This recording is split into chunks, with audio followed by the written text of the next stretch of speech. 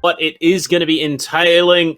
Players looking to come on in, and Chalet, we've seen a lot of it across the region in ANZ. A lot of teams developing their strategies and preparing them. And I mean, honestly, the big thing, Wazoo, the coach for Forsaken 5, plays for Forsaken 5's main roster, and this is a map they've played pretty well. Absolutely, yeah. Look, Forsaken 5, both in OCL and in Women's League, mainly OCL, certainly promising quite a few good plays and looking to try to take on the whole playoffs in the coming weekend as well. This time, look, it's for Wazoo at the very least, this could be a good attempt at getting the coaching role done and getting himself at least sorted for any kind of future in case he wants to retire from the competitive play. But for now, look, Thatcher banned out. I wouldn't be surprised if something across the lines of maybe a Maverick will be banned as well on the side of Forsaken Boba, but instead it's an IC and another hard breacher, making this kind of a little bit more difficult for the attack to get that very quick, swift breaching in like Ace, like Maverick does allow. On to the defense, I'm anticipating something like the Mira Valkyrie. That's probably the most likely combo. And Valkyrie first. There you go. Yes, I say it. It happens. You take those. And I mean, Mira is just a staple ban on a map like Chalet. Yeah, Mira. I would be very surprised if we shall see Mira to completely sneak past all of that, because the operator can dish out quite some punishment and allow quite a fair bit of ground as well for the defense to walk around, to move around. So honestly, it's a good ban, very stable. Nothing really that sticks out a whole lot, bar maybe that Ace ban, but it's a very understandable one. Ace in his current form is still quite a strong unit by himself. So in saying all of that, we still have operators like Finca, operators like Flores as well, who would still be able to use and abuse all of these positions. And in specific, Flores actually could do quite a fair bit of damage in the utility department. Look, I'm not saying I'm the best, but I did call Valkyrie and Mira, so I've got my win for tonight. I'm not nearly as good as the girls that are in the server playing right now, but we take the victories where we can here on the casting desk. Look, yeah, dub is a dub. All I can say, and congrats to you, Panda. Managed to get the prediction for two probably arguably defensive band champion of the Women's League. I take that. Proto, by the way, said cap. You just can't hear him on the broadcast. But look, yeah, win is a win. Let's see if that prediction can translate into a win for either one of those teams, because they both looking to get themselves that 3-pointer, get themselves rolling on the leaderboard and keep on pushing. I'm looking at that Castle pick because I've, as of recently, became a huge fan of Castle plays, given that he's just been recently banned. Not banned. What am I saying? Buffed. Same B word, just different meaning. Buffed, and with 4 now Castle Barricades on board, could do quite a lot of expansions, a lot of that kind of funneling through that one single position. And for Forsaken, look, this could mean that they will be forced to play a little bit more of a vertical, but positioned by Repel pretty much is flawless and should be able to find a nice solid angle to play around. Yeah, I would imagine that one has come straight down from the OCL. We see a number of players. I mean, honestly, I wouldn't be surprised if these girls knew about it beforehand as well. But it's something that we see a lot of the OCL players, and we've seen Forsaken 5 pull it out as well. That long angle from Car Garage all the way through to Solarium is such a good position to take control of as an attacker. And the fact that you can do it from such a long range from the basement is huge. Oh, yeah. I mean, we've seen a number of teams utilize Buck to the absolute maximum and being able to completely dislodge so many positions. So in saying that, Repel arguably has one of the most impactful pieces of utility in her hands, so certainly could do quite some damage. But so far, a relatively quiet game. Nothing really fragged out too much. No aggression from either one of the sides. And it seems like Vulpes are just want to play it out in that kind of comfort zone and see what kind of difference it will bring. Not looking to force anything just yet, but I mean, if you're Vulpes, you kind of want to be forcing a little bit of this, and Repel almost finds the opening engagement through those vert angles. The ping's coming through, so there is information available to them. Frag grenade from below, more of this floor. being ripped up, and Fish Noodle actually to take the kill onto Angry. Gets pretty tagged herself, and is playing a pretty dangerous position, but right now she's going to be remaining in it, and with that AK in play, that could be big. Be big indeed. Already quite a fair few frags are going in. Peepo finds herself at the better part of butt as well, and that is the Hibana gone and out. With still a player disadvantage, 59 seconds to go. Forsaken 5 could still do quite some damage, despite the fact that the diffuser has been dropped. Diana could really cut off quite a solid amount of those rotations. Such a power position too. If she can hold on to that, it enables Chloe so much more. Air jab onto the diffuser as well. So once Chloe does secure things, it just makes that defuse position so much harder to be able to contest. Sporky looking to get on into the walk-in closet from Piano, but can't do it. Stun, in fact, going to meet her. We do see the castle barricade down, and that is horrendous timing for Vulpes. Peepo looking to keep up the momentum, finds herself yet another frag, but now with the player in the window, has to go big. Unfortunately, the crossfire is there. Repel from below as well, watching that same angle, leaves it on D-Smurf, who I'm not quite sure who that is, but D-Smurf could find herself in trouble. In an attempt to find some sort of a rotation, but there we go. Diana is the one to wrap it all up. Very nicely done for a beginning of F5's matchup here, but for Vulpes, not particularly the best case scenario, as we do also get the confirmation that it is Mia or MIA that is playing on D-Smurf. Well, there you go. Unfortunately, it was a case of MIA. The rest of her team was MIA. And she was left to try and clutch things up. But Forsaken Boba, very solid round. They got themselves in. Repel started contesting Solarium and pushed the defense off that position. The rest of the team was able to take it. They were able to open up the avenues into the site and get the plant down. And from there, it was just well and truly out of the hands of Vulpes. Sure did, yeah, look. Clean play, and like I said, Repel's play with that skeleton key was arguably one of the more impactful pieces of utility that they've used, and used pretty much to full extent, so very nicely done. Forsaken Boba are looking to keep on rolling though, because this is far from being over yet, only a single round win, and Vulpes will try to replay this round, once again looking to bring in the castle, trying to maybe cut off a little bit more of some of the more specific positions, maybe put a bit more of an emphasis around the trophy stairs, and see how that will really go about it. But really, it's just, they felt like, again, in similar kind of fashion as RDC, it felt just a little bit more of a disconnected play between the players of Vulpes, which feels even more weird saying that about them, because they've shown us before that they can do quite a solid communication, a solid coordinated work. Back into things in round 2 here. Sporky looking to get a bit deep down into the basement there, play some of those available flanks, which, I mean, we didn't really see utilised by Vulpes in that last round. On a map like Chalet, you can afford to go very, very deep down to the basement. Look to go for the late round pinches. At the moment, Vulpes, they've gone for a slightly more aggressive approach. They have opened that left-hand panel of office. They want to contest library stairs. But, I mean, honestly, the amount of time that it's taken for Forsaken 5 to get into this position, they're going to be able to read into this immediately. Unfortunately for them, Peepo is going to find the open run to Chloe. Oi, oi, oi. People finding a very huge frag actually on Chloe. This could swing the momentum really, really well here for Vulpes. With the lack of those boosts as well for health, this could be an issue. Sporky already tagged up and forced out of that position, which again, used thanks to that skeleton key. Repel doing some phenomenal job, but is holding the angle. Fish Noodle on that flank watch, and actually, as a matter of fact, solo hunting for maybe some of the closer roamers, but none of them are there, and funnily enough, the rest of Vulpes already fallen back closer to the site. They've still got the utility to clear things out and make a plan happen. Peepo still looking to get aggressive, still looking to hold that angle through towards the top of library stairs. But for now, again, momentum slowing down. Repel below, looking to contest things as best she can with that skeleton key. They've also got to worry about the potential play around the drones. Yes, Peepo is there. Yes, she is on the mute. But if they've cleared them out with the skeleton key, she could find herself in Rotera territory. Absolutely, those Rotera drones could dish out quite a fair bit of damage.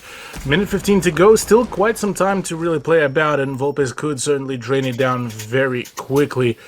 That job will be definitely on somebody like Sporky or maybe even Mia, but apart from that, the rest of the team are playing a very, very kind of turtle-like hold, and this defense of the office is going to be very much hinging upon the ability of people to defend this. And funnily enough, no pressure on the double window. Huge misplay here, what it feels like.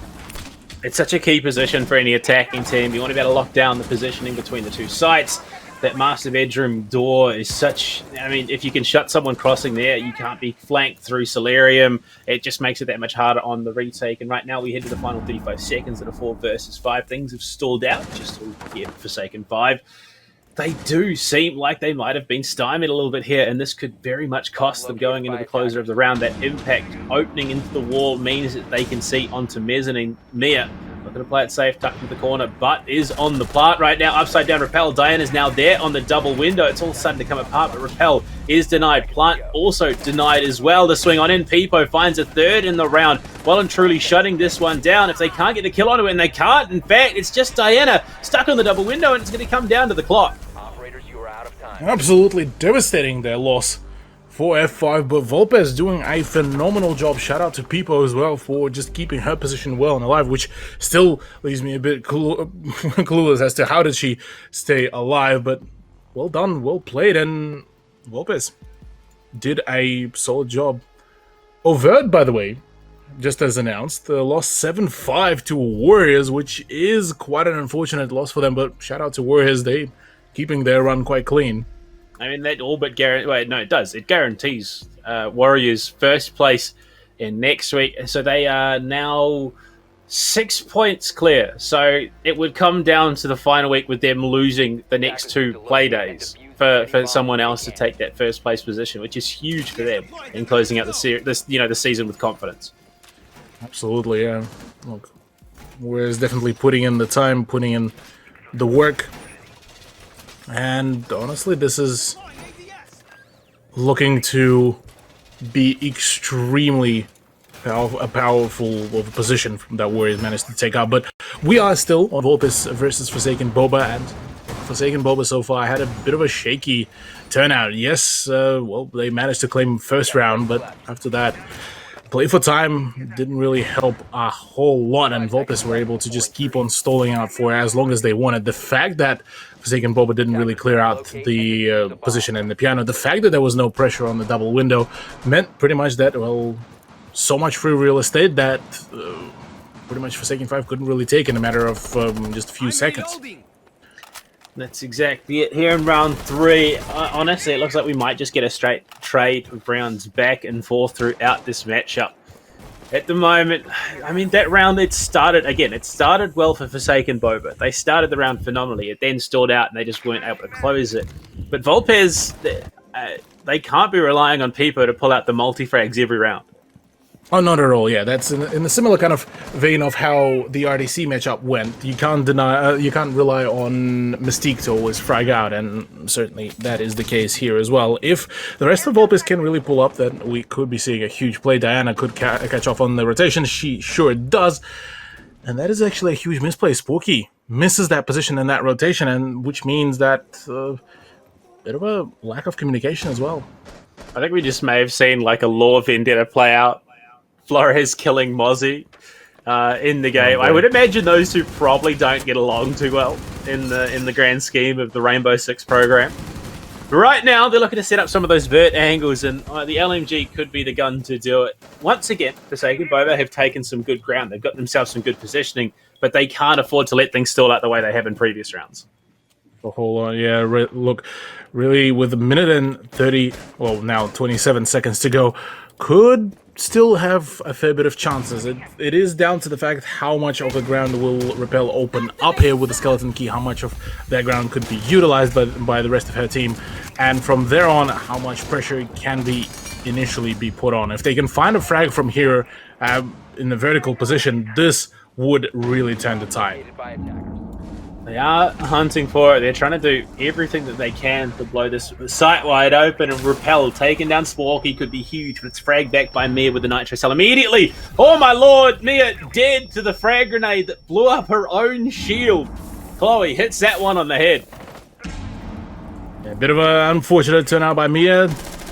Peepo and Toki are the last two players standing. Peepo so far put on some outrageous performance, but right now it's quite a tall order in a 2v5. A bomb has been located. The Vulcan shield there for Peepo. If they can clear this out, things become pretty tenuous for her position. Diana does get Toki, and all of a sudden, the positioning, they've walked straight past it. They have no idea that she's playing around blue. They're convinced she's in the site. Unfortunately, it doesn't matter when Chloe's on the job. Shuts it down, holding the angle, drops on through. Actually, no, she had no idea. She just got shot at and shot back. I mean, that's one way to go about it, and one way to find a frag, and can't blame the gamer. Second point for Forsaken Boba is looking a little bit better now that they've kind of fixed up their play. Maybe it was due to the site itself and how much, again, how much ground repel was given. Because I think that this is gonna be one of the big storylines. Firstly, how well can Forsaken 5 cut off some of the roamers, which usually it's either one or two people on the side of Vulpes, and then how much ground can be given to repel to open up, because despite all of the big explosive utility, despite all the flank watch, Buck is kind of the name of the game here. Bomb located Yeah, by I mean, he's been attacker. such a big pick on this map for the last few weeks, few months even, of play. At the moment, though, look, it's only a 2-1 lead. It's not insurmountable for Vulpes, but you could just feel the disjointed nature of their approach in that last round. They got caught out. It's those ones that they need to be winning. Honestly, if they are going to play those deep roams, it needs to be with complete misinformation. They need to get there quickly, not allow any drones to flush them out, and from there they can look to take effect. Which, unfortunately, the drone work from Forsaken Boba has been pretty clean. Oh yeah, the droning game is just borderline flawless. F5 doing their due diligence. Certainly Coach Wazoo has been putting in quite the time and talks about how to do it. Or maybe he's just telling how to swing better with the he's a pretty adamant 1911. advocate of the drone game. Like he's even said, I mean, he Absolutely. plays entry, and he's openly acknowledged, you know, even when the supports are out of drones, he will happily pick up the mantle of playing info.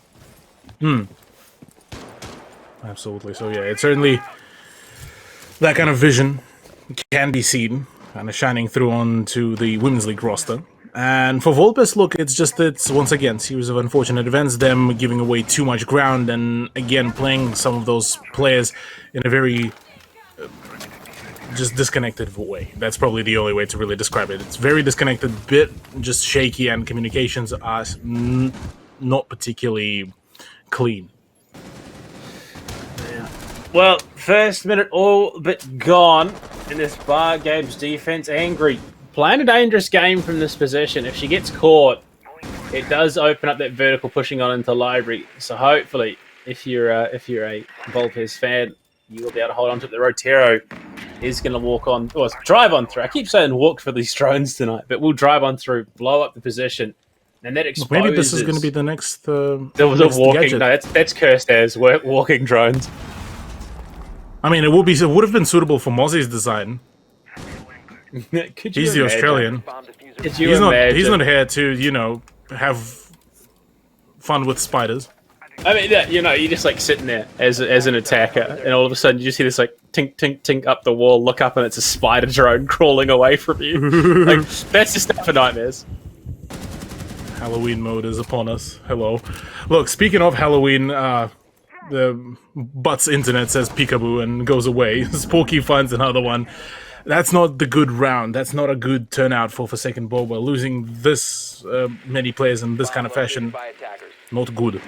Yeah, not to mention the fact that it was the hard breach player as well. But unfortunately, it basically becomes a quick 2 openers for the side of Vulpes, which puts them in a great position to close this one out. If you look at positionings, Diana is a great spot. Repelled there as well, was looking to bait out. Oh no! Speaking of bait, she's baited herself. That is a frost mat. Luna is absolutely cringing right now. Congratulations, you played yourself. Unfortunate turnout, but at the very least, Repel can be picked back up. 27 seconds though, barely any time to really go in for the push. Finds a kill onto Sporky as well, despite having copped it from the frost there. We will start to see some of this verticality come up. Chloe says, no, I don't want to have that happen to me. Shoots out the mat that was available to her. Diana down in the fireplace. So 10 seconds left to play. The utility is there for Vulpes. It is going to have to be a hard force. Looking to get the verticality. Looking to try and flush out these defenders. 2 seconds. Yeah, Chloe's on the plant, looking for a cheeky little delay or extension of time, rather. Toki finds Diane at the first death for her in the round. Repel finds the kill and the diffuses down. Repel's in the backstop. It's a third. Looking for a fourth. Can't quite find it. She's doing a phenomenal job. Sees the player pushing into games. Toki falls. How? How have Forsaken Boba stolen this round? I'm just lost for words as well. Peepo still has the full HP, so she can take some of those gunfights, but the time is slowly dwindling. If she can find the better hero of Chloe, this could be a huge, phenomenal swing, and so she goes in for the swing. That's the 1v1, that's the 18 seconds. If she can play for that diffuser, this could be huge, but instead opts to go in for the upstairs presence. Oh no. The butt is not actually playing vertical. Peepo has played herself. Holy smokes, Peepo, that's not where she is. And Forsaken Boba lose a player to a disconnect. They then lose the opening gunfight. Peepo is just lost. Lost, flummoxed, however you want to call this. It's just not the best day. Just quite unfortunate. Yes, we are going to be getting a bit of a pause to get Butt back into the play. But in saying that, look, this is a huge turnout for Forsaken Boba, given that this whole round looked extremely dire. And look, hello, we are back onto the cameras. Hello, hey. But I mean, I'm lost. So I'm lost. You lose your hard breach to open the round. You then lose the follow-up frag immediately. Immediately, it was within seconds of the disconnect. So 3 versus 5. Repel jumps into a frost match, gets up, finds 3 kills, and helps clutch out the round. Vulpes have to be kicking themselves right now. Yeah, that was by far one of the more freer rounds that they could have acquired, but unfortunately not the result that they probably would have wanted to find there for themselves. Unfortunate is the only way to really describe this, given that it looked positive. It looked like this is finally something that they could get on board with finally and reduce that round lead, but unfortunately for them, not the case. Very fortunate though for Forsaken Boba, because look, they were looking a little bit dire when Butt disconnected, and like you pointed out before, she was looking to be one of the more impactful players on that roster. I don't know. I honestly, I'm not that surprised that we see a team like Forsaken Boba able to clutch it out the way they do. I mean, you got Repel, who is arguably, actually no, not even arguably, she is one of the best observers for Rainbow Six Siege in the region. So her knowledge of this map and this game is just astronomical. And then to be able to play off of that information, be able to play around the map and utilize the tools available to them, yeah, I'm not surprised at all that they were able to pull that back. Yeah, the ability to rotate, the ability to read into all of these positions, all of these plays, well done, good call, and yeah, just kept on rolling with the punches after that, so clean play, clean deal, yet another round, 2 more though, before we switch over to the sides, and for Vulpes, they need to make sure that they grab 2 more rounds in their favor, because otherwise, say a 4-2 or a 5-1 scoreline, not going to be looking too pretty, given that Forsaken Boba so far looking far more ready for this map. And well, a 3-1 lead, that's pretty big. They are also going to look to get control. Oh no, Repel, it's not a frost mat this time, it is Sporky, but I had to look at it, get aggressive, try and trade it back, looking for the angle, but no, Fish Noodle on the job says, come on, just land your shots, shuts it down, and it's an even trade across the board. Even Steven, look, but Sporky gone, things certainly not particularly great, but this does instill a little bit more faith for Forsaken Boba, given the fact that we've seen so far Sporky go for a very kind of disconnected roam. The rest of the team is usually still hanging around the area, so in saying that, pretty much a large chunk of free real estate just been given away to Forsaken Boba, and from here on, they just need to focus on getting into the side, which should be a relatively easy task. Well, we thought that previously. We'll have to see how things carry on here. Obviously, back at the same site from the looks of things, and yeah, exactly the same site. Looking to hold that vert angle once again. Angry, looking to get a bit aggressive. The drone's through into library. We'll find plenty of information onto the positioning, flushing her off the shield as well as she tries to deal with it. And that time, that valuable time, could have been utilized there by Forsaken to move up. Forsaken Boba running out of time really quite quickly with 50 seconds to go. Retero drone is there, quite zoomed in as well, might I add. Not looking too pretty, and the frags need to be found very quickly because with Peepo and Mia still being very much full health, this could be a problem. 30 seconds in play. Chloe doesn't want a bar of it, just throws the frag grenade and deals with it. Angry looking towards the hatch from Backstock in the final 20 seconds. Toki still has all the utility there. Backstock is now a dangerous position. His butt looks to open it with those X-Kairos swinging on into bar, sorry. Might just be able to find the angle she needs to help contest the site. Stuns on through Peepo with a kill on a fish noodle. It's all starting to come apart here for Forsaken Boba. They won't have the time to play around. Someone has to force a plant. Butt finds Peepo with 2 seconds left. Chloe on the plant. They might just be able to steal it once again. Can they deny her? It doesn't look like it. Look at a sneak on through. Butt look at a cover. Just find it down onto Angry. Somehow Forsaken have found the plant. Butt almost finds a follow-up. Mia just able to connect with that the P10 Roni of hers. They know where the diffuser is. They don't have the utility to stop or contest. And with Diana on the vert, this is another stolen round for Forsaken 5. Absolutely misplaced. At the moment we thought that this could have been the big round. Oh no! Oh no! F5 just win it out like that, and I'm so confused. So many opportunities that Vulpes could have just yoinked away and won it out. Just lost in the sauce. 4th round, Forsaken Boba just pulling off heists as if it's nothing, and it's concerning for Vulpes.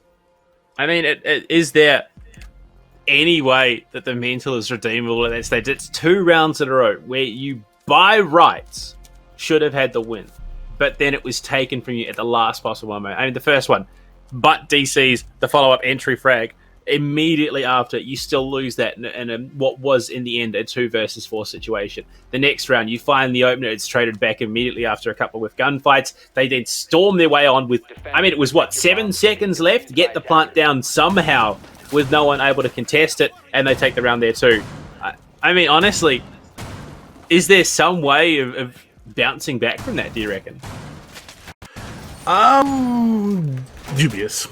That one. I think this one has kind of been a bit of a tilter there for Vulpes, and it's just, yeah, going to be very difficult for them to come back from that one. If they make it 4-2, they can still find themselves in a realm of still being able to fight, but the way how so far 2 of the rounds that should have been completely theirs were borderline given away to Forsaken. Feels like, look, far too many mistakes been kind of committed by Vulpes, and well, one would hope that they would be able to still put up a fight, but it is not looking good. Well, here in the final round of the half, it's 4-1, could be a 5-1 for Forsaken if they play their cards right here. Unfortunately, Vulpes, they almost seem to be they're the ones that are costing them these rounds. They make these little decisions, and it just translates into these big advantages somehow for Forsaken Boba. They need to honestly just tighten things up in this round, because if they I think if they go down 5-1 here, it's a quick transition into a 7-1. Oh yeah. Bomb located by attackers. Look, at the moment it's going to be the final round before the end of the first half. Could be the big decider on the momentum. Chloe is already in the library, could do a lot of damage straight off the bat. None of that very wide roam that you can see by the movement of Fishnell, expecting some of those swings. Repel is also on the fireplace stairs, thinking that, well, Sporky is going to be somewhere around trying to frag out. Sporky is, in fact, in kitchen, waiting to find that vertical angle from the breach, and maybe it's Mia who will be able to find maybe a frag for herself, given the P10 Roni is a deadly weapon. But I think for Forsaken Boba, they are starting to find something a little bit is off. X-Kairos is going to work here for Bot, and Diana pings out the mute jammer, goes and pretty aggressively swings onto it, in fact. And that should mean they can look to get those Roteros in and start burning through some of this utility. And Peepo knows that she is in a very dangerous spot right now. Mia on that deep roam in the base, but a pinch here could actually upset the attack for Forsaken Boba. There is. This is not looking particularly pretty with flashbangs in. Peepo is low on HP. Smoke grenades could do quite some damage, but I think I've seen a bit of a flank from behind, but Butt just keeps on tapping away at her opponents. Mia was shut down, Peepo shut down, Angry Wolf shut down. Chloe confirms it with the frag grenade, and it's down to Sporky and Toki to try and hold off Butt on the plant. All 5 members of Forsaken Boba very healthy. Toxic canister through, but the time already taken by Butt is enough. Diana shuts down Toki. It's down to Sporky. She's going to go for the jump out. And Forsaken Boba with the flawless round here to close out the half. There we go. Forsaken Boba 5-1 scoreline, absolutely shutting things down. Certainly make it look borderline easy for themselves, really, just the way how they're playing it out. For Vulpes, not the best performance at all. Very unfortunate turnout. It just seems like mental and the morale is completely all shut down. You look at the scoreline and the scoreboard. Look, I mean, Vulpes are still putting out the numbers. It's just unfortunately not a bunch of gunfights just not going their way, and it's just, yeah, it's a grim turnout. By the way, as well, a quick update on some of the scorelines. Fallen Angels, fallen to Grumpy Grapes with a 7-3 victory to GG. Yeah, unfortunately, it doesn't quite go the way tonight, but it's one of those situations. It is what it is right now. Forsaken Boba, 2 rounds away from locking things out with a 7-1 going at the half. Diana is 9-1 right now. Yeah, look,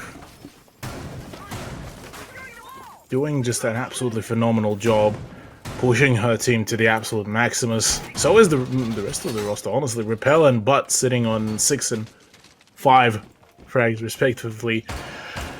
Definitely just 10 seconds remaining. putting in the play, putting in the work, and once again, like, despite some of the players may be having some low stats for their frags and deaths and whatnot, each one of the players has been putting in the effort to, at the very least, contribute just about enough utility to keep the team running. On the side of Forsaken 5 for Vulpes, it's just, it was a bit of a mess, I'll admit to that. The defense definitely looked a little bit chalked, and you can see some of those just punched out windows. Nobody's literally peeking that position at all.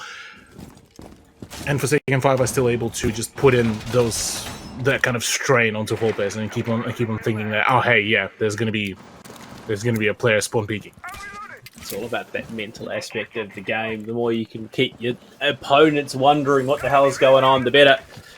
Bit of spectator like that as Sporky does get herself in onto the officer balcony, and the drone through will start to collect some of that information. They spot the player on piano for now. Without a mute online at all, the pings come through and deal a decent chunk of damage onto Chloe. Unfortunately, it's not enough for the kill. But all Fish Noodle as well, roaming around, thinking that there may be some heat coming down. F5 completely acknowledging how impactful that presence down below could be, but expecting quite some heat coming their way. 3v5, technically, is going to be the play of the game upstairs, though, which is going to promise quite a fair few issues later down the line. And with the ballistic shield gone, Butt needs to make sure that she plays her position really well. Pocket barbed wire, which is something that we usually don't see, but completely misses that there's an angle being held by Sporky, and that's the Jaeger out. Yeah, it's a pretty audacious angle, honestly. It's not every day that you see someone holding that position, but it works for Sporky. She's looking for more. Can't find it just yet. Fish Noodle looking to reposition onto the master bed. Here's a drone. Or at least I imagine she hears a drone from the sounds of things there. They got time. They can look to play the clock, but Chloe needs to keep herself alive as long as possible. Trying to find any kind of avenues really for a push. 58 seconds to go. Vulpes could certainly open up on the side quite well. They have the possibility of that. They found the opening kill here, so certainly they could find a collapse, but that C4 from below could do quite a lot of damage. Sporky finds yet another one. That's a double, and that's such a long angle, which does leave Repel and Chloe all down to their own utility here. But it's definitely Chloe that could be the difference maker. And Sporky down and killed by Repel in a second coming away. Mia falls too. Diana down below looking for anything. Chloe will be finished off by a frag grenade, but this could be a huge pinch from Diana, and Repel relocates into the master bedroom. Explosives galore raining on through, and it's just absolute chaos. 14 seconds in which to play. Angry does find out. It's now down to Repel. Can she deny the plant here? Angry looking to get aggressive. They're pushing on through. Repel for a third. Can she find another one? Swings onto the door, swings onto the angle. The plant is down. Player in from behind. Pipo looking to hold defensively. The swing. Toki just has no clue. It's a quad. It's going to have to be an ace clutch here. Pipo, what can she do? She's tucked in behind the half wall. If Repel has the info, an aggressive swing that pre-fire through could shut it down. Or she's looking to get cheeky on a piano. Does she spot anything? No. The pre-fires will give away the game. Repel has to fire. No! Just misses out. Pipo able to clutch up. But that is not comfortable positioning there for Vulpes. They got way too close. Yeah, look, if that pre-fire initially would have connected to the head of people, that would be a huge and a severe misplay by Vulpes, but thankfully for them, they can still log out this round into their favor. 2-5 scoreline, still a 3-round differential here for the, between the two teams. And Forsaken Boba, they nearly managed to clutch it out. Repel with that gun for Frost, that SMG, doing just absolute work. And a bit of a sloppier performance, I have to say, from Forsaken Boba. Borderline feels like they kind of ended up outsmarting themselves rather than trying to play a bit more of a quote-unquote dumbed-down siege where they just, if they would have stacked a little bit more people on, say, the doorways, on just holding the angles onto the mezzanine balcony, it could have been a completely different turnout, but maybe this is going to be the round, given that they are retrying the very same side. No. I mean, it's not irredeemable, but the fact that Repel was able to take things back the way she did, single-handedly as a Frost. Honestly, it's not the best gun for those clutch situations. It hasn't got the highest fire rate or the most damage, but she still made it work regardless. And Toki, I wonder if maybe there was a bit of lag coming into play there, because it was a prolonged period that Repel was standing in that master bedroom doorway, and Toki just couldn't connect the shot whatsoever. But here we are in the round number 8, a re-attempt at the bomb site. We do see a couple of changes. No Cade, it is a mute instead. Repel looking to still lock things down, though, on the Frost. Oh yeah, absolutely. Frost on Chalet is still a great operator to pick, so certainly wouldn't put it past it. Might be able to catch a few of the players with those pogmats, or at the very least slow things down before the push actually commences. Once again, some presence downstairs, but this time it's Diana on a mute rather than a Cade, which changes the dynamic just ever so slightly, but with Butt as well around the library hallway, this should allow Forsaken Boba to have a good presence on both the ground floor and the second floor. Sporky once again just allowed to walk right by that door and shoot out that mute jammer, which in turn offers up a little bit more of the possibilities and opportunities for the Flores drone to go in for the push. Well, it's 2 rounds now in which that has happened. Sporky's just been able to walk up to the office door, shoot up the mute jammer that was in place. So, I mean, maybe Forsaken letting them get away with a bit much here in this situation. Rotero going on through, it's been seen and will be shot out in the end. So they do now have an idea that this Flores is playing out on the office balcony. Maybe it would be a risky play if we see the relocation of a mute jammer, but I just don't think it's worth it at this stage. Not really. Well, Chloe just keeps on using her gas grenades, trying to force Angry off that position, but those grenades being eaten up by the Jaeger's devices, which is not great at all. I would imagine that Toki would still have 2 sets of her own frag grenades. Jump in is there. No, that's the hologram denied. So far for Chloe, it's a good stable ground. Minute 15 already remaining, and at the moment, calm before the storm is probably the best way to describe this. Slow down, but with this long angle from the top of library stairs, it's huge. If she could find even a bit of damage over towards anyone on mezzanine, that would make this push that much harder for Vulpes going to the final minute. Something has to give, and unfortunately I think it might be Vulpes. Yeah, Vulpes might just give in, but finds one. That's Pipo as well out of the equation. That's your Hibana, no more of the hard breaching, and successfully just bails out from that position, which will be leaving Mia to just keep holding that position whilst the rest of the team will try to go in for push. They didn't pop the X-Kairos. They didn't pop any of the X-Kairos. They weren't able to get the No. wall open, and Butt finds a second. Chloe just pumps away with the M590, angry to fall. And Forsaken 5 have gotten away with daylight robbery. Butt in the perfect position, shuts it down, and a flawless from Forsaken Boba. I mean, Butt it was her. That round was because of her. Absolutely. But just swing the momentum in her favor. Just no chance whatsoever. No, yeah, look. No ground, no chance, no utility been given away. Second Boba, match point, and they're looking to wrap it up relatively quickly in a similar fashion how Viking Army did against the RDC. I mean, you even look at that repel with the double digits as well already sitting there. Just it's a good day for F5. Yeah, match point, a 7-2 on the horizon here, and a round like that, again, it just chips away at the mental. And Vulpes, I mean, it's going to take a huge effort, a massive effort for them to be able to come back from this deficit. Certainly is quite a long road ahead of Vulpes if they do want to come back here and push this into overtime. Which, I mean, theoretically could be done, but again, if they do end up losing out on somebody like Peepo very early on, before any utility can be detonated, that is borderline a GG, because apart from that, you don't have any more of the hard-breaching utility. All your soft-breaching utility pretty much becomes, well, useless in certain scenarios. But for this very side, actually, they wouldn't really need a whole lot of this hard-breaching utility, so as long as Peepo can make her way over to that hatch, just in that library buffer room, that's pretty much it. That's all that you, at the very least, bare minimum is all you need. And from there on, the rest of the team can really take over. I mean, a do-or-die round here for Vulpes if they want to try and contest it themselves winning this match. But, yeah, look, I think Boba just have it in spades here after that last round, the way that they were able to steal it. The number of rounds they've literally pulled out from underneath Vulpes, it should be theirs. Absolutely, look, not looking particularly too pretty for them in regards to the whole scoreline, but just being allowed to just run away. Sporky misses out on the opportunity, still thinking that Butt would be hanging around the area, but not for long. Jumps in, Butt could contest the long angle, but at the moment just plays for the close one. She has the half wall, so certainly the ground is hers to cover. Goes for a bit of a shot through the wall as the trophy, but no one is there now. They've already progressed through the building.